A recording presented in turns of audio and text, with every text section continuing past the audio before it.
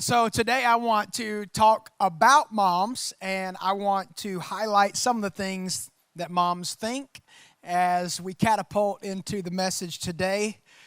I got some quotes from some moms, and I just want to corroborate the story. Let's see if they're accurate to what you experience. One mom, she said this. She said, "I just watched my child individually pick off and eat every sprinkle on the donut I gave her. She has the patience for that, but can't wait 30 seconds for me to pee by myself." Am I in the ballpark yet? Is that I see some nods right there. We're okay. Second one, this one's good. I know you feel this. One said, "Sure, sometimes I question my parenting, but to be honest, sometimes I question my child's childing." Another one said, "Based on the amount of laundry I have to do, I have assumed that there are people living here that I've never seen." So those are mom's thoughts. Let's see if your mom said the same thing to you that she said to me, mom sayings. One of them, I'll start it, you finish it. You ever been in a tussle with your mom and it's all fiery and she really doesn't have anywhere else to go, so she just lands you with this big blow and she says, "I brought you into this world and I..." Yeah. Oh, yeah. Yeah, you heard that one. And then let's say that you were in the summertime as a kid. You really needed something done. And you decided that you would call your mom while she was at work for all the working moms. And you got on the phone with her, and it lasted maybe 45 seconds, and she realized that it really wasn't that important. And all of a sudden, she said to you, "I've told you before, don't call me unless it's..." Yep. We all on the same page there. And then you heard this one as you were, chattering in your teenage years about somebody you didn't like. She said, "If you don't have anything nice to say..." These are like universal sayings here. Oh, and then did you ever ask your mom why? "Mom, why?" Y'all are already going for it. I didn't even have to tee it up. And they said what? They said... Yeah, it's like that just blanketed everything right there. Well, happy Mother's Day to everybody. Mom who's watching online, I love you. Happy Mother's Day to you. Can we celebrate every mom who is online, who's tuned in today for Mother's Day all over the nation? But when I think about moms, I think about really the most loving humans on the planet. You moms will sacrifice anything for your kids. You will say the right thing in the right moment. You'll stay up late worrying if you got it all right. You'll think to yourself, did I do enough? Or was I there enough? Was I present enough? And you will try your best in some capacity to lead your little ones to the best version of themselves through this forum that's simply distilled into one word that we call love. That's why you do it. And I thought of no better a topic to really head towards today in this sermon than to say, what if we as a people, whether you're unchurched or church, no matter where you fall out on the faith spectrum, what if we treated everybody the way that moms treat their kids? With that kind of spirit, with that sort of ideology. And from that standpoint, I just want to take us to scripture that I think actually it enunciates what I'm trying to say in a whole different way. I want to show you a man named John, who is one of the 12 people that walked with Jesus. Okay, he was also not just one of the 12, but he was hand-selected as one of 3 people that Jesus pulled close to him and said, "You're one of my friends. Like, you are just so close to me." And so for 3.5 years, he walked with him and learned from him. And as John is getting older, he puts pen to paper and he starts writing some things that he would send around to as many people as he could. And they read these words that he wrote, and I want to read the same thing today from the book of 1 John chapter 4, verses 17 through 21. It says this, "This is how love is made complete among us, so that we have confidence on the day of judgment. In this world, we are like Jesus. There is no fear in love, but perfect love drives out fear, because fear has to do with punishment. And the one who fears is not made perfect in love." Listen to verse 19. We love because he first loved us. And whoever claims to love God yet hates a brother or sister is a liar. For whoever does not love their brother and sister whom they have seen cannot love God whom they have not seen. I didn't say it, the Bible did. That's pretty offensive. Just going to throw that out there right now. Verse 21 says, and he has given us this command, that anyone who loves God must also love their brother and sister. And I want to keep the camera lens focused on that command because churches for centuries, I'll be honest with you, we've done everything we can. We spend so much time in a very intentional way to create a place on Sundays that churched people would like to attend, but even more than that, that unchurched people love to attend. That is the focus of what we do, why we do. We're a both-and church. We are both for the people who have said yes to Jesus, and we are for those who have not said yes to Jesus, and we're not even shy about it. We actually think that those who have not said yes to Jesus are the mission and the mandate. And in all of that, you'll notice that the venues have changed over time. We don't have stained glass anymore. It's cheaper to not insure those windows if they're not stained. We've changed the lights to look more like a venue setting. I don't have to wear, a robe or anything like that anymore and all that. We've changed it all. But let me tell you, there is one thing we're really after. We want to make sure, and I want to make sure, that we do one thing, and that is the subject of this message, to love everyone always. That's it. Because if you put the focus on the stuff and the people becomes subservient to the stuff and you focus on the program and the production and the people come underneath that, eventually the people leave. You are the focus. No matter where you fall out on the faith spectrum, it is all about you. And because of that, we craft all this, and I just want to make sure that I'm pinging us back to center and putting the focus on the right thing. This is not a correctional message. This is a directional message. That this is the direction that God would have his people head till the end of time. And so I want to put the focus exactly on that. And I want to track back a few steps to show you what John also wrote in the same book, but it's verses 7, 11, and 12.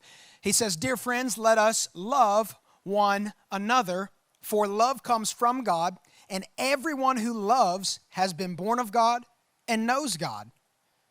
Verse 11 and 12, "Dear friends, since God so loved us, we also ought to love one another. No one has ever seen God." Verse 12 is critical. Listen to this. He acknowledges no one has ever seen God. And then whenever you see this in Scripture, you got to pay attention. Because he's saying there's a way to show people God, even though no one's ever seen God. He says, but, even though we've never seen God, if we love one another, then God lives in us, and his love is made complete in us, and people begin to see the God that you serve. And that is why I want to continually emphasize that we have to love everyone always. And this is what the text is trying to say that I want to pull out is simply this. How you do something is more important than what you do. How you do something is more important than what you do. When you want a chicken sandwich, you do not go to Zaxby's. You don't go to KFC. You don't go to Popeyes. Tell me where you go. You better believe it. Unless it's Sunday. God, we just ask right now that you would just touch the Kathy family and change things. Why do you go there? It's not what they do. We got plenty of chicken joints all over the place. You get chicken wherever you want. It's not what they make, which is chicken. It's how they do it. You love that they are a master class in efficiency in that drive-thru. You can pull up and you know when I order that, how they make my deluxe spicy chicken sandwich with pepper jack cheese and bacon. Oh, I've been there a time or two. It's going to be so hot, and those waffle fries will be fresh out of the peanut oil. I might lose my bottom lip in a grease fryer. But how they make it, I don't know. And then how they treat me when I come through the window, I think they are from heaven. They are angelic. I'm like, I know you tell me that no one taught you to say my pleasure, but you got it from somewhere, and you really feel like it's pleasing to hand me this food. And how they deliver their product and how they make their product and how they treat you while they're giving you the product is the only reason you choose them over everybody else. But what do they make? They make a pretty basic chicken sandwich. You're not the only hot dog stand in town in your business. What do? Well, you do something probably that 100 plus other people in town do. Whatever it is that you do. But it's not what you do that brings your clientele closer to you. They chose you because how you do it. They notice that how you take care of them financially, if that's your profession, how you take care of them physically, how you take care of them relationally. The how is why they choose you, and your whole business is shaped around the how. Once you found out the what, you didn't pick that back up. Oh, you say, well, this is what I do. And you'll spend the rest of your life trying to figure out how to do it better. Because it's not what you do that's important. It's how you do it. In fact, the reason that some people don't attend certain churches isn't because that the church is the church. It's because of how they're treated when they come to the church. It's getting quiet now. Everything else was funny until it got serious. You know what I'm saying, though? It's how you do it. And what I'm trying to elevate is that in our awareness level, what we do, we have a way we do it. We have systems and structures. We do small groups. That's what we do. I'd pray that every single person would attend a small group and or lead a small group. We have a culture course where we help you discover your purpose and fulfill your potential. That's what we do. We have Sunday morning gatherings where we have intentional services crafted for unchurched people. We do all those things. That's what we do. But how we do it has to be infused with the spirit of love. It has to be that you have love in your heart. Here's why I know. Because maybe, just maybe, for those of you who are followers of Jesus, let me shift the conversation there just for a second. The way that we do what we do here may not be the church that you grew up in or said yes to the Lord in. If you have been following Christ for 5 to 30 years, I want to describe possibly the church that you said yes to the Lord in. Okay. Did you go to a church that was roughly 20 people to 150 people? Maybe there was a suit and tie.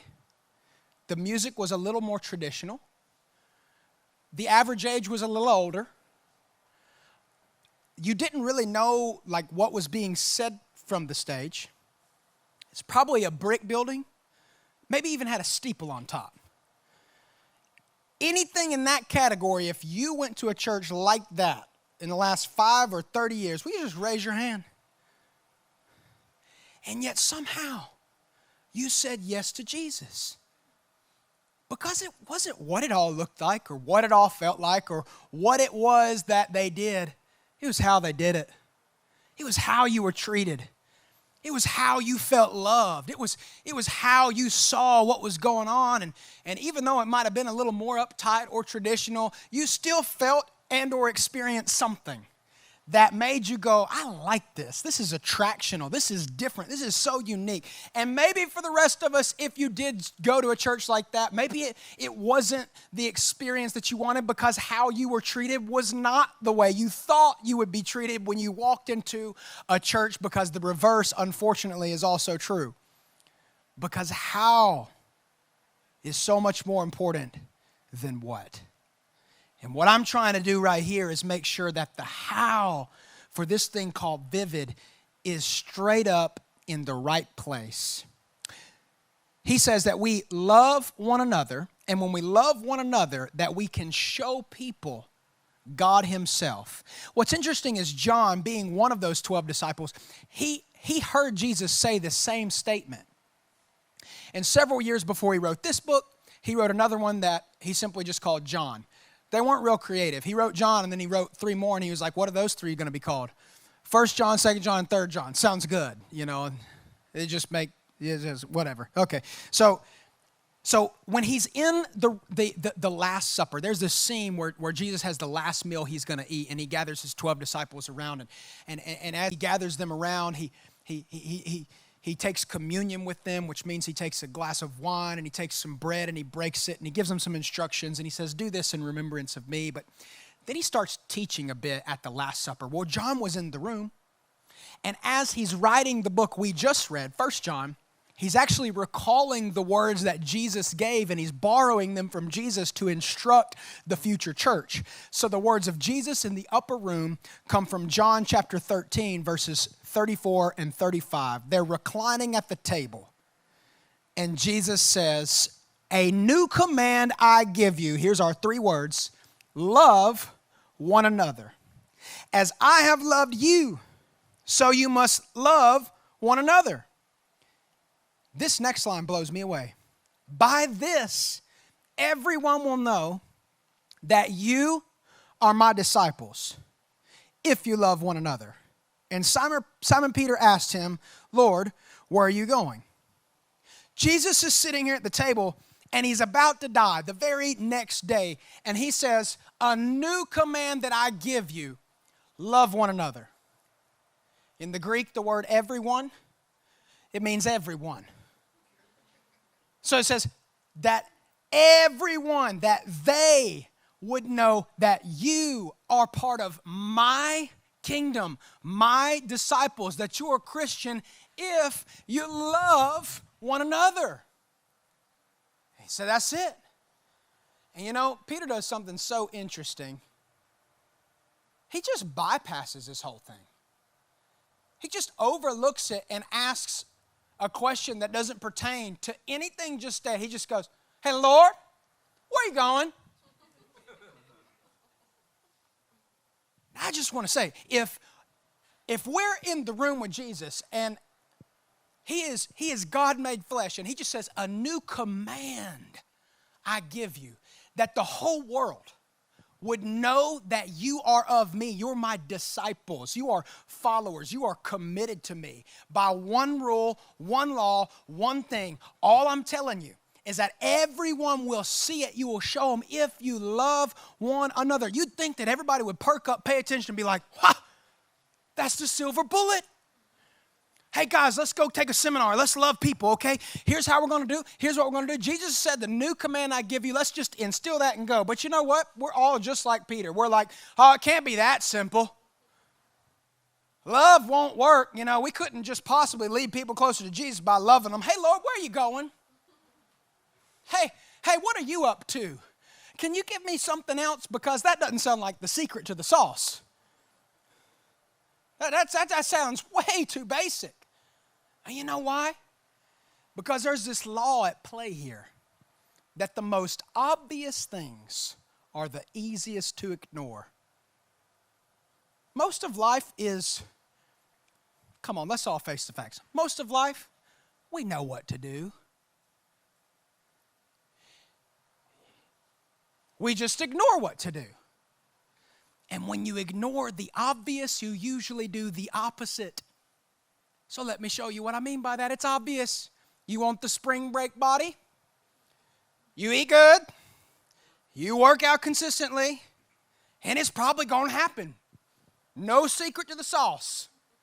But I want the spring break body, and I want all the Chick-fil-A that I can handle 3 times a day and twice on Sunday if I can sneak it. Come on, you know what I mean. Oh, we want to retire as millionaires, you know.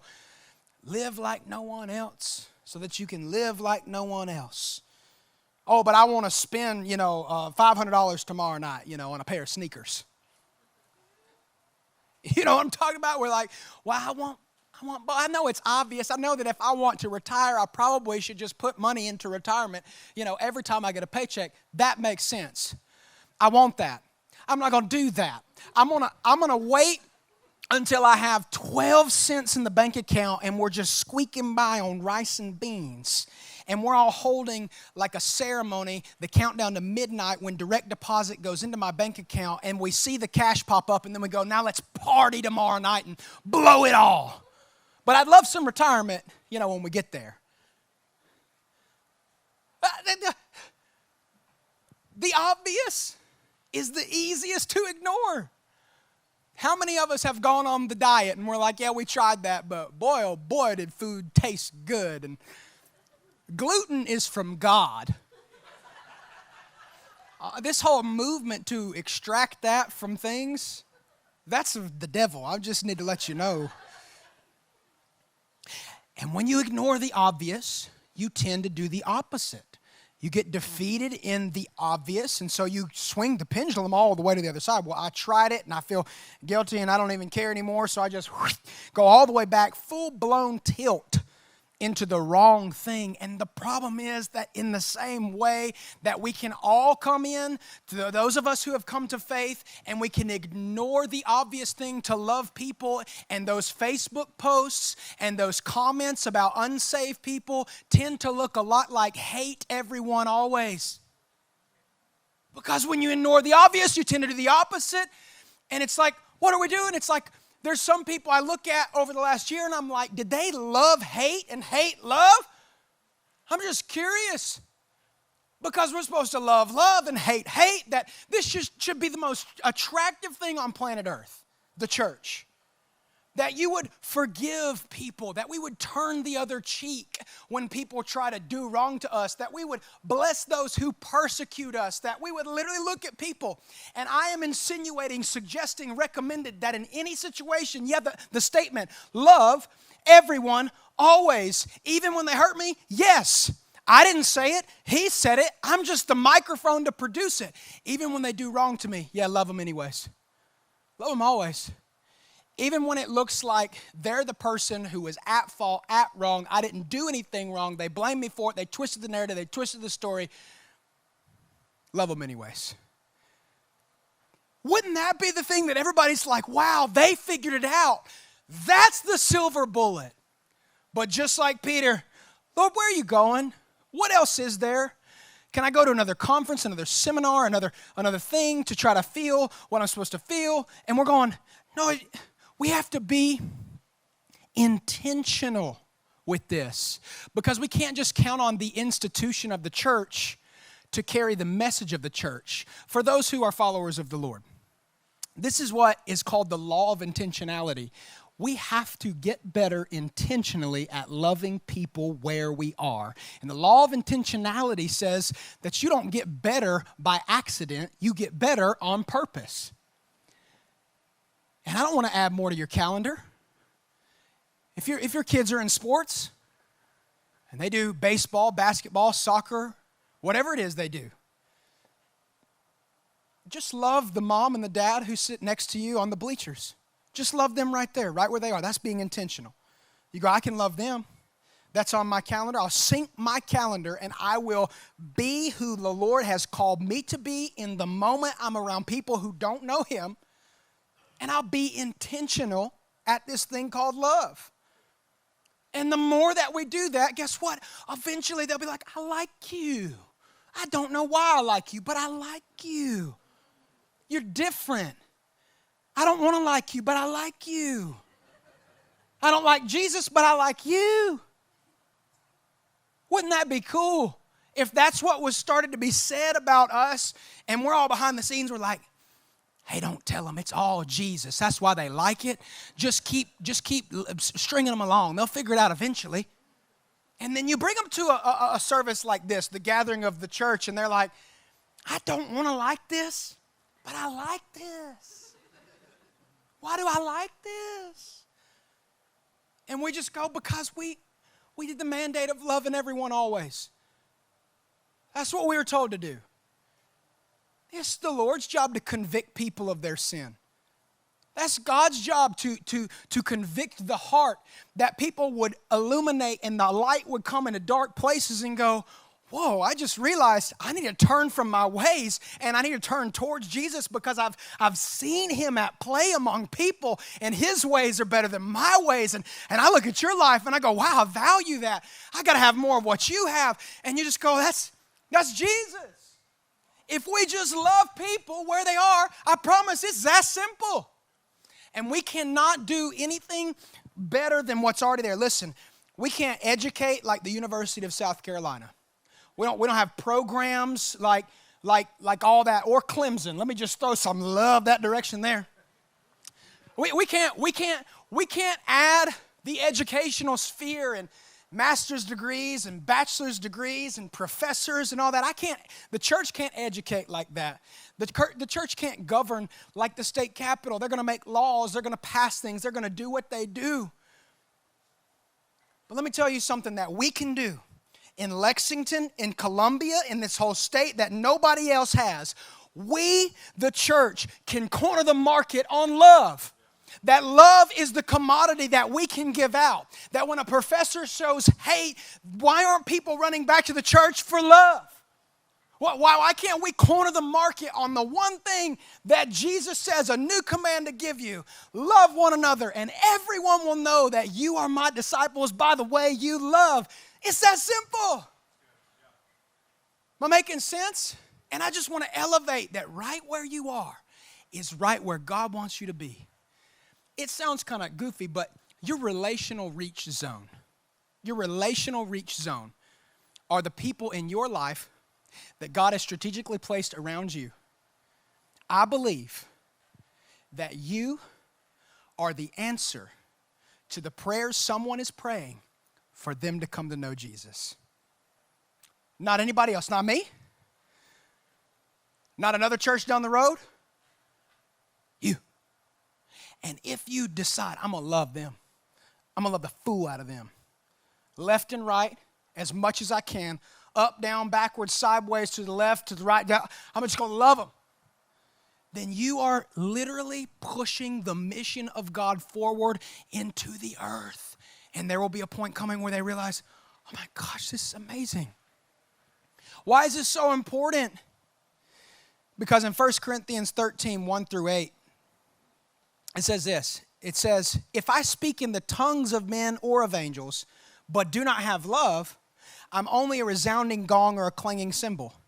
This was a guy who was like coming after the church people, who had all got so excited about being the church that they forgot that the church had a mission to sanctify themselves and to get closer to God and all that, but never forget that there are more people who have to come into the fold of the church. And he said, you're so enamored by speaking in tongues and hanging out there and doing all that, but you don't have any love for people. You're just making a bunch of noise. You're like a gong. And then he said, if I have the gift of prophecy and I can fathom all mysteries and all knowledge, and prophecy references people's future, and if I have faith that can move mountains, I got all the faith in the world for this or for that, and faith for my business and faith for my family and faith for whatever fill in the blank that can move mountains, but I do not have love, Paul says, man, I'm nothing. I don't have the ingredient that I'm supposed to have. He says, if I give all I possess to the poor, some of us are like, man, I'm writing fat checks to the nonprofits. And he said, and if I give over my body to hardship that I might boast, that I do hard things and I suffer for the Lord. And he says, but you don't do any of that with love. If you don't have love, then you don't gain anything. And he's trying to strip it all down and say, guys, let me bring you back to the center and the focus and the centrality of this thing called Christianity, that it's all based in love. And then he decides to define it. Now, this is dangerous when demonstrated. This love that he defines is dangerous because it actually has the power to change people's lives. It is dangerous when demonstrated, and he defines love is patient. Love is kind. It does not envy. It does not boast. It is not proud. It does not dishonor others. It's not self-seeking. It's not easily angered. Love, it keeps no records of wrong. Love does not delight in evil, but rejoices with the truth. It always protects, always trusts, always hopes, always perseveres. And the best line, he says, love never fails. And if you continue on in this chapter, he says that actually God is love. And so if you just replace the word love with the word God, because God is love and love never fails, and if God is love and all these things are outlined as love, we can actually just insert the name God and it'll all make even more sense. That God is patient, God is kind, God does not envy, He does not boast, He is not proud, He does not dishonor others, God is not self-seeking, He is not easily angered, God keeps no records of wrongs, God does not delight in evil, but God rejoices with the truth. Listen to this, God always protects, God always trusts, God always hopes, God always perseveres, and God never fails. That is what he's saying. If you get closer to me, that I'll do that in you. And I love this idea of intimacy with God. When a woman has a baby, she undergoes the process. Since it's Mother's Day, I want to use this illustration to really drive this home. She undergoes this process of nursing. And there's been so much science that has come out on really the scientific process of nursing. And they come to find out that when the baby latches, that the saliva actually seeps in, and that the mother's milk, it actually begins to change in its coloration, in its consistency, and in its texture. And so some scientists got together and said, well, why in the world does the milk actually transform over the course of time with the nursing baby? They did a deep dive on this, and there's something inside the milk called leukocytes. And leukocytes are only activated by the baby's saliva.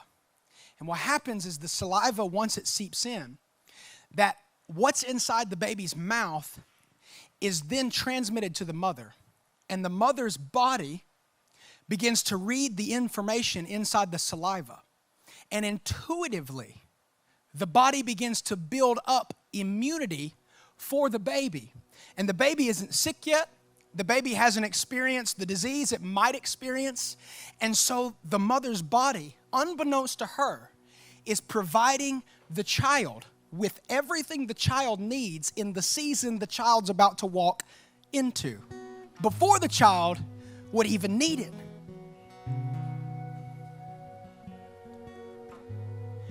When you have intimacy with Christ, it's like leukocytes that he's pouring into you because he can see the future. You can see to the corner. God has a different view. He can see around the corner. And because he can see around the corner, when you spend intimacy and time with the Lord through prayer and through the Word of God, which is called, the Word of God is called spiritual milk in 1 Peter. He says when you drink the spiritual milk of Christ and you begin to start learning that Jesus said things like, love one another, this new command I give you, you begin to drink that there's a season coming forward that you'll need that command, that you'll need what God's giving you in intimacy. Listen, it's not about a greater commitment to Christ, it's a greater commitment to intimacy with Him. Because it's intimacy where we become to be more like Him. You can't be that patient all by yourself. You can't be that kind all by yourself. By 2 or 3 o'clock today, after your mother's lunch, somebody's going to cut you off in that parking lot, and you will be tempted and probably execute some sign language. But when you spend time and you have intimacy with the Father, that God in you is patient, that God in you is kind, that God in you keeps no records of wrong, that God in you is not dishonoring people, that God in you is not absorbed with evil but boast in the truth, that God always protects, that God always loves, God always perseveres. And when you have Him on the inside of you, that God never fails, which means the love that you give to people is the only way they can see Him, that means He can't fail. That's the message. And I want to weaponize an army of people to go love this planet. through the time that you spend and the things that you hear and the desire to lead people closer to Jesus. Why? Because I want you to live life in such a way that your name shows up in someone else's testimony.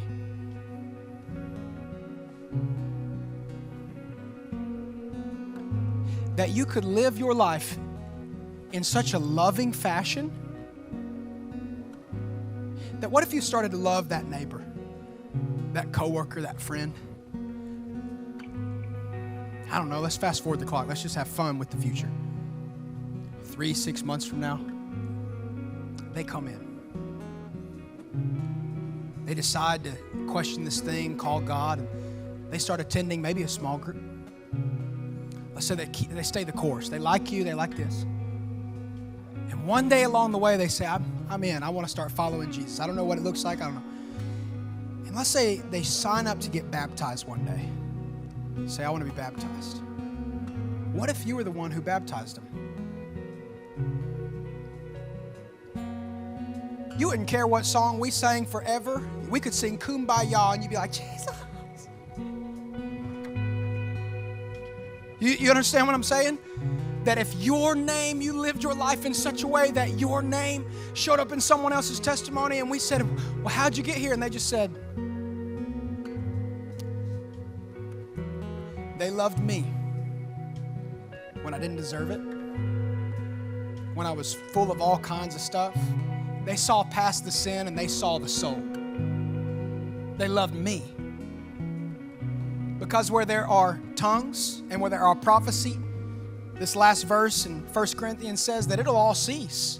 Tongues will cease and prophecy will fade away, and we won't have to give anything to the poor anymore, and we won't have to suffer. Why? He's saying, put your perspective at heaven. You won't need to speak in tongues anymore.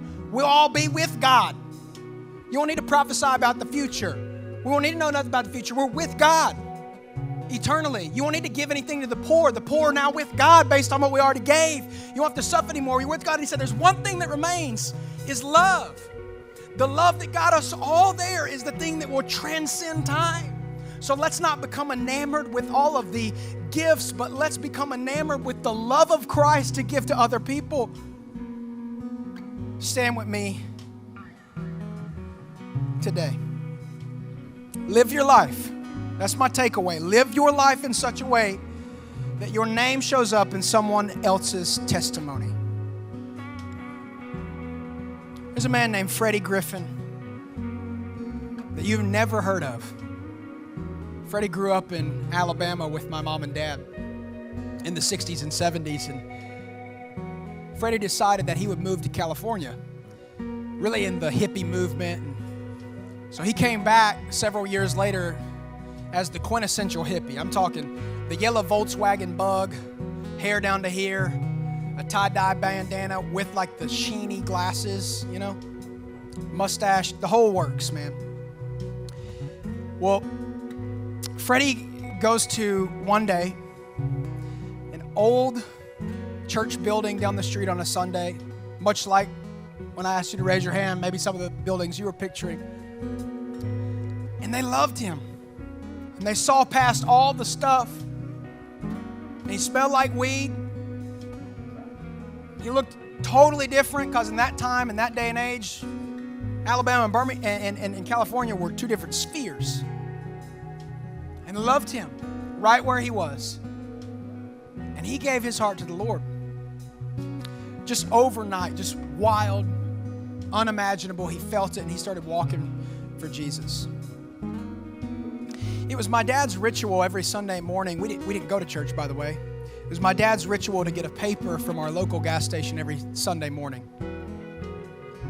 I wake up, I don't know, 9 or 10 a.m., and I go into the living room. I think I'm 6 years old or so, and I see the newspaper on his recliner, and he's sitting in the recliner, he's just crying. TV's off, usually it's on. And I go in there and I see Mom in the kitchen, and I tug at Mom's dress and I say, Mom, Dad's crying in the kitchen. Can you tell me what's going on? He seems sad. She said, oh no, honey, he'll be just fine. I said, why? You know, he seems upset. And she said, he just he saw Freddie Griffin at the gas station today. They had a conversation. He'll be okay. Years passed, and I asked Mom about that conversation. I said, what was that conversation like? She said, well, your dad, he pulls up to the gas station, and coincidentally, the church that he attended was directly across the street. He was on his way to church, but he wanted a cup of coffee. So he goes to the gas station, and he sees your dad there. He takes the time to get to know him just for a moment, catch up with their story. And your dad and Freddie had a conversation, and Freddie, he prayed for him in that moment. He asked him if he knew the Lord, and he led him to Jesus right there by the gas station pump. 2 years later, my dad passed away. But as I look back across the story, and the reason I tell it to you today is because I'm thankful for a person like Freddie, who wasn't so busy, who wasn't so eager to get to the next thing, that he saw a dying man. He saw somebody who just needed the love of Jesus. And he led that person to Jesus right there at the gas station pump, because the gas station pump was just as good as the lights and the stage and the worship and the preacher, because he was the church. And he knew that he had the power that it would take to lead somebody closer to Jesus. What if that person was you? That we would all live in such a way that our name would pop up in people's testimonies. Freddie died in 2013, and I got to be at his funeral. Our church averaged 120 people. That funeral, we had over 1,000 people show up for Freddie Griffin. Because there were tons of people like my dad that he had seen at a restaurant, that he had seen at his workplace. And that person, Freddie, led so many people to the Lord and never carried the title of pastor, never carried the title of minister, because he caught this idea of this new command I give you. Just go love people, and love people right where they are, and bless them and hug them and squeeze them and tell them that they've got purpose on the inside of their life, and lead them and pray for them wherever you go and wherever you are, and then we can be the church. That's where we're headed. Love everyone always. You live your life in such a way that your name might show up in someone else's story. Let me pray for you today. If you're in here and you want to know this man named Jesus because you never met him before, I'd be remiss to preach a sermon like this and not give somebody the chance to say, man, that is me. I'm at the gas station right now, running on empty, and I'm hearing what you're saying, and I want to say yes to the Lord. I don't know what that looks like. I don't know what it means, but I want purpose, and I want to live this life with intentionality, and I'm sick of the demons and the stuff, and I can't do it all by myself. Jesus, he went to the cross and gave up his life so that we wouldn't have to go to the cross, but we could live our lives. And if that's you and there's anybody in the place that wants to say, you know what, I'm coming home today, spiritual home, eternal home. Or maybe it's your first time to say yes to Jesus in a long time, that you may have said, I gave that up when I was a kid. I don't know who it is. I just want to give a moment right here, no pressure, for you to say, that's me. I just want to know who I'm praying for. If that's you, would you lift your hand? 1, 2, 3. Is that you? Anybody today says, I want to say yes to Jesus? Yes? Yeah, thank you. Here's what I want to do. I'm going to pray for us. And I want us to respond to this message by either worshiping there at our seats or moving to the back of the room to encounter our prayer team. Some of us, it's hard to love people because we may not have forgiven them, okay? So sometimes you got to pray for the people who have hurt you, because you can harbor bitterness in your heart. And the quickest test to see if you've really forgiven the people who have hurt you is through one question. Can you pray that God would bless them? If you look at that question, you say, man, I can't pray that God would bless them, then there's some sort of unforgiveness. There might be a little bitterness there that God wants to deal with so that you can go out and love people. And so there's many ways to respond. Some of us just need to worship and process through this message. Some of us need to go see the prayer team. They got glow sticks around their neck in the back of the room.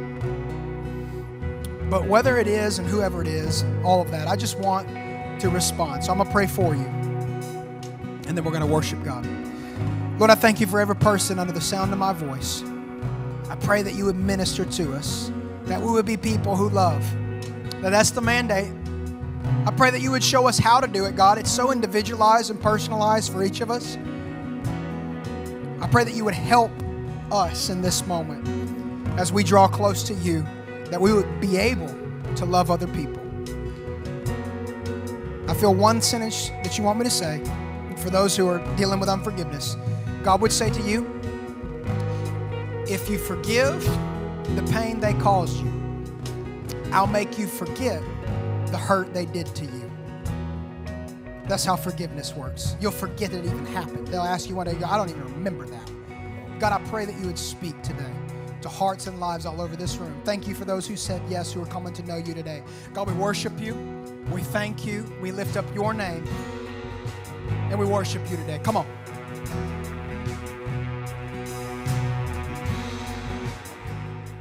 Thanks for watching. Head over to vividchurch.com so that you can stay updated with all things Vivid Church. Join us in person or online for one of the services so that you can be a part of our Vivid Church family.